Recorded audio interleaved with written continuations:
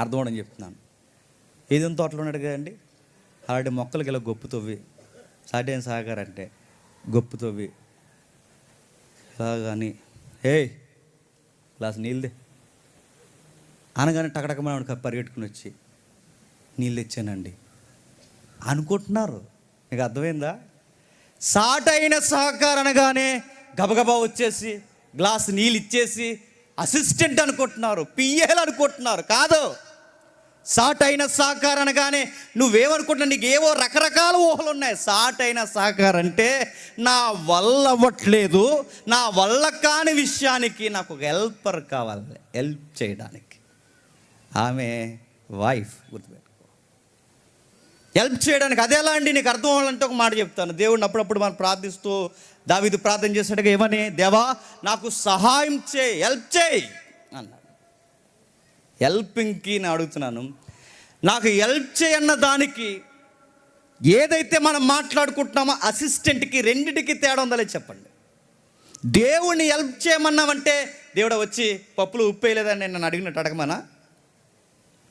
దేవుడు హెల్ప్ చేయడం అంటే ఇదిగో నాకు నీళ్ళు ఇవ్వు, నాకు బట్టలు ఇవ్వు, ఇదా హెల్ప్ చేయడం అంటే ఏంటి? హెల్ప్ అంటే నువ్వు అనుకోకు, హెల్ప్ అంటే తెలుసా? దేవా నా వల్ల అవ్వట్లేదు, నా లైఫ్ని లేవనెత్తన్నది ఎంత వాస్తవమో ఇది కూడా నీకు అర్థమైతే చెబుతున్నాను. ఇది కూడా నీకు అర్థమైతే నాకు ఆమె అసిస్టెంట్ కాదు, చెప్పండి, హెల్పర్. ఆ విషయం గుర్తుపెట్టుకో.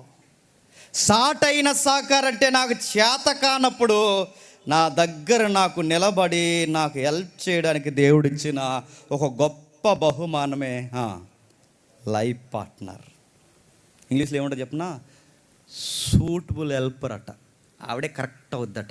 అంతే, ఇంకెవ్వరు, ఇంకా కుక్క నక్క బాతు ఇంకేం మ్యాచ్ అవ్వదు. నల్లకోడు కూడా మ్యాచ్ అవ్వదు, గుర్తుపెట్టుకో. ఏది మ్యాచ్ అవ్వదు అంటే ఇదిగో నీలాంటి స్వభావంతో ఉన్న మరొక స్త్రీ ఆ మ్యాచ్ అవుతుంది. క్వశ్చన్ అడుగుతుందని చెప్పండి. వివాహ వ్యవస్థ ఎంత గొప్పది కనుక దేవుడు ప్రారంభించి ఎవరిని ఈ సృష్టిలో ఊహించుకోకు, నీ లైఫ్లో ఒక జీవితం ఉందన్నాడు.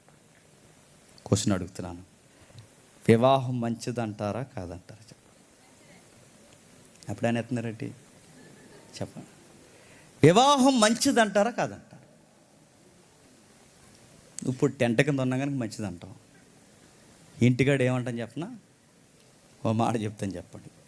ఇద్దరు భార్య భర్తలు గొడవ పెట్టుకుంటున్నారట. అమ్మాయి ఏమో డిగ్రీ వయసుకు వచ్చేసింది. కొంతమంది భార్య భర్తలు ఉంటారండి, పిల్లలు ఎదురే సిగ్గు లేకుండా గొడవ పెట్టుకుంటుంటారు. అలా గొడవలే ఇంకా వాళ్ళకి ఏం ఊసిపోతే గొడవ పెట్టేసుకుంటారు. అంతే, అలా గొడవ పెట్టుకుంటున్నారు ఇద్దరు. వెళ్ళిపోతూ వాళ్ళ అమ్మ కొంచెం లావుగా ఉంది, ఏం అనలేడు వీళ్ళ నాన్న. ఇక్కడ ఈయనకన్నా లావుగా ఉంది, ఏమనలేకే ఇంకో నువ్వన్నా సరిగ్గా దాంట్లో తయారవు, అలాగ అయిపోతావు నీవు అంతే, ఇంకా అది నువ్వు ఒకటే అనేసి వెళ్ళిపోయాడు. అప్పుడు ఆవిడందట, ఈ డిగ్రీ చదువుకుంటున్న పిల్లని, ఇదిగో పెళ్లి చేసుకోకు, నాకులాగా అయిపోతావు అనుకుంటున్నా, అలాంటి వాడు వస్తాడు నీకు అన్న. ఈ పిల్లకి ఏం అర్థం అవ్వట్లేదు.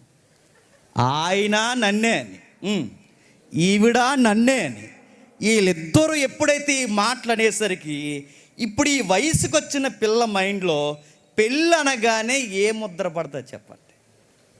ఆ మాట మీకు అర్థమైందో లేదు? వాళ్ళ నాన్న వాళ్ళ అమ్మ మీద కోపం వచ్చేసరికి నువ్వు ఎలాంటి దానివే,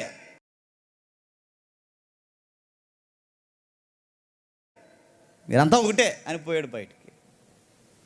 వాళ్ళ నాన్న మాట అలా ఉంటే వీళ్ళ అమ్మ కూడా ఏమని చెప్పినా, పెళ్లి చేసుకోకు, నాకులాగా అయిపోతావు, పడలేవు అన్నది ఆ కోపం. ఇలాంటివన్నీ పెళ్ళి కాని వారి పడుతున్నాయి. మరో మాట, పాటలు రాసేసారు తెలుసా పెళ్ళిళ్ళ మీద. మీకు తెలుసులేండి, ఇంక తెలియనంత భక్తిగా యాక్ట్ చేయకండి.